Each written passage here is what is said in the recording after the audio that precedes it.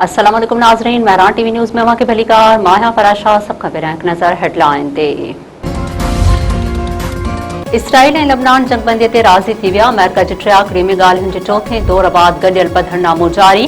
ॿिन्ही मुल्कनि ॻाल्हियूं जारी रखण ते इतफ़ाक़ करे वरितो। इसराइल ऐं लबनान 22 जून ते ॿीहर ॻाल्हियूं कंदा। अमरीकी परॾेही वज़ारत मूजिबि हिज़्बुल्लाह खे हमला रोकण ऐं ॾखण लेतानी सेक्टर ख़ाली करणो पवंदो। इसराइल ऐं लबनान अज़म वरजायो आहे त हिक ॿिए ख़िलाफ़ अगराई न कंदा।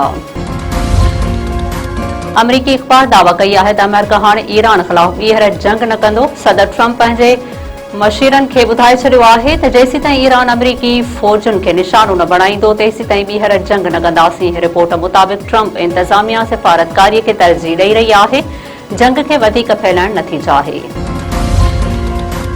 ईरान ख़िलाफ़ जंग में ट्रंप जा इख़्तियार घटाइण लाइ अमरीकी पार्लियामेंट में ठहराउ मंज़ूर। करारदाद जे हक़ में 215 ऐं मुख़ालफ़त में 208 वोट पिया।